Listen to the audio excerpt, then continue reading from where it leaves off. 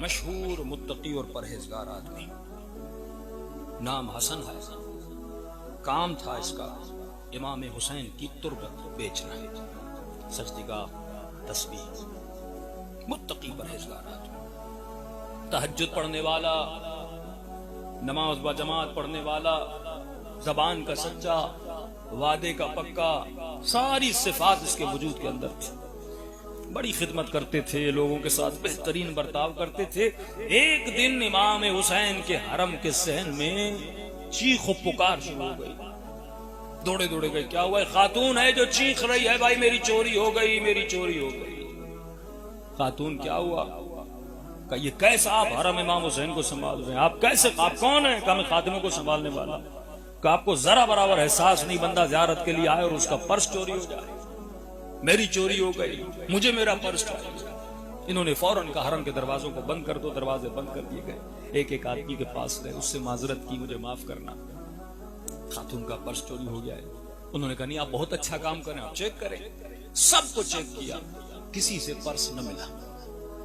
انہوں نے کہا خاتون کتنی رقم تھی، کتنا پیسہ تھا؟ میں آپ کو سارے پیسے اپنی جیب سے واپس کرتا ہوں۔ خاتون نے کہا نہیں، میں کوئی بھکاری نہیں ہوں، میرا مسئلہ تم سے ہے کہ امام حسین کے حرم میں چوری کیسے ہوئی؟ اور اس سے سخت بدتمیزی کرنے لگی کہ اگر پرس نہیں ملا میں دنیا کو کہوں گی کہ تم نے چوری کی۔ تو انہوں نے کہا آپ کتنی دیر کربلا ہیں؟ انہوں نے کہا میں 1 مہینے تک کربلا میں موجود ہوں، کس ہوٹل میں؟ فلاں ہوٹل میں۔ کہا ٹھیک ہے، میں پوری کوشش کر کے آپ کو آپ کا پرس ڈھونڈ کے دوں گا۔ حسن صاحب کہتے ہیں انہوں نے بڑی کوشش کی، لیکن کئی دن ادھر ادھر دیکھا، لیکن خاتون کا پرس نہ ملا۔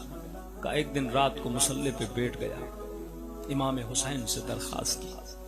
میں نے کہا مولا یہ میری عزت کا مسئلہ نہیں ہے، آپ کا حرم ہے، ابھی ابھی میں سیٹ پہ آیا ہوں، اتنا الزام مجھ پہ لگ رہا ہے، مولا کوئی مدد کیجئے کہ کہاں اس کا پرس ہے، میں ڈھونڈ کے اس کو لا کر دوں۔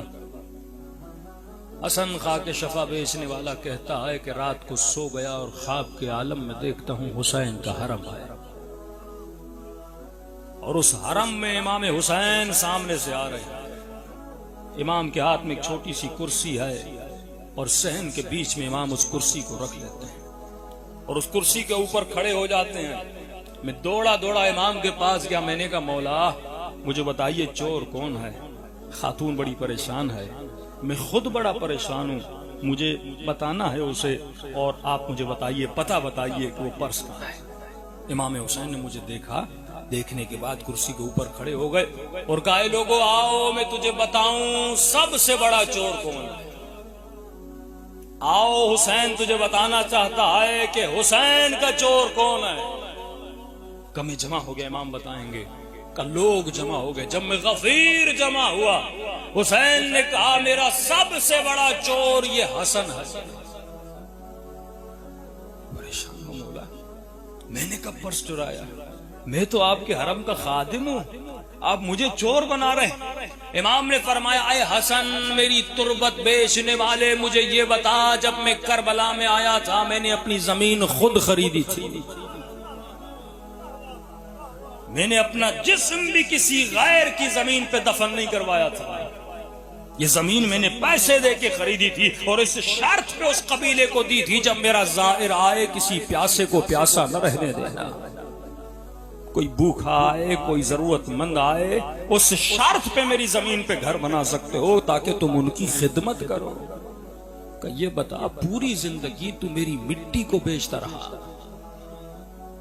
تم نے مجھ سے پوچھا تھا یہ تمہاری ملکیت تھی، پر میں سب سے بڑا چور تو ہے جس نے میری اجازت کے بغیر تم نے آج تمہارے بدن پہ جو لباس ہے وہ میری مٹی کو بیچ کے ملا ہے، تمہارا گھر، تمہارا مال، تمہارے اولاد، ہر چیز میری مٹی سے جو تم نے بیچی ہے بنا ہے۔ میں نے شرم سے سر جھکایا، مولا واللہ مجھے پتا نہیں تھا، امام میری عزت کو بچا لیجیے۔ امام نے کر رہی بات اس خاتون کے پرس کی، تو وہ پرس میرے حرم کا ایک فقیر ہے، حرم کے باہر راستے پہ سوتا ہے اور معذور ہے، اس کے بستر کے نیچے وہ پرس پڑا ہے، جانا بستر اٹھانا پرس نکالنا، لیکن خبردار اس کی عزت کو پامال نہ کرنا۔ حسین کسی کی عزت کو پامال کرنا نہیں چاہتے، اور جب نکلنے لگو تو اس فقیر کو کہنا کہ حسین نے پیغام دیا ہے تو حسین کا فقیر ہے، اور حسین کا فقیر حسین کے عزاداروں کو اذیت نہیں دیتا۔ کہتا نیند سے اٹھا، اسی جگہ پہ گیا جو مولا نے کہی تھی، فقیر سو رہا تھا، اس نے بستر کے نیچے سے مٹی ہٹائی، پرس نکالا، جیسے فقیر نے دیکھا ہاتھوں کو جوڑ دیا کہ میری عزت کا خیال کرنا، کئی سالوں سے یہاں رہ رہا ہوں، جو چاہیے لے جا لیکن مجھے بدنام نہ کرنا۔ کہا گھبرانے کی ضرورت نہیں، تیری سفارش حسین مجھے کر چکے، بس اتنا کہا تو میرے در کا فقیر ہے، حسین کی عزت کا خیال کیا کر۔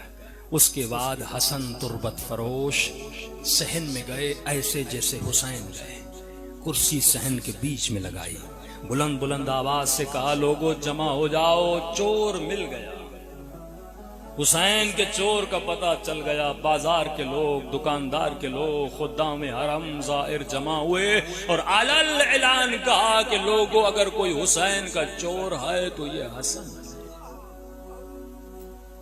لوگوں نے کہا حسن کیا کہہ رہے ہو؟ کہ خواب میں حسین نے مجھے کہا کہ میں نے پوری زندگی حسین کی مٹی کو بیچا ہے، جس نے مجھ سے لی ہے یا مجھے معاف کر دے۔ جتنے لوگ تھے انہوں نے حسن کی اس تقویٰ کو دیکھ کر کہ بندہ غلطی کرے لیکن پھر غلطی کا اقرار بھی کرے اپنے مولا کے سامنے، پھر اپنی اصلاح بھی کرے۔ اس کے بعد اس نے اپنا گھر بیچا، اپنا مال بیچا، اپنی دولت بیچی، ساری دولت کو غریبوں میں تقسیم کیا۔ اس کے بعد اس نے اپنا کام بدلا۔ جب کوئی اس طرح خود کو بدلتا ہے تو پھر حسین سینے سے لگا کر کہتے ہیں بھیا ہر حسین کے سینے سے لگتے۔ عزیزو یہ مجلس وجود کو بدلنے کا نام ہے۔ ایک آنسو سے بندہ کربلائی بن جاتا ہے، ایک آنسو سے، لیکن شرط یہ ہے یہ آنسو سے کچھ لیتا ہے کہ نہیں لیتا۔ فرمائی مجلسیں رزق الہی ہے، تو آ کر یہاں سے لے کر کیا جاتا ہے؟ زندگی محدود ہے۔ مولا علی فرماتے ہیں جوان سے پوچھو خواب کی طرح گزر گئی، بوڑھے سے پوچھو زندگی کیسے گزری، خواب کی طرح، بڑوں سے پوچھو زندگی خواب کی طرح۔ فرمایا جو زندگی خواب کی طرح گزر جائے اس زندگی کے لیے کبھی علی کے راستے کو نہ چھوڑنا، دلوں کو کربلا لے جاؤ۔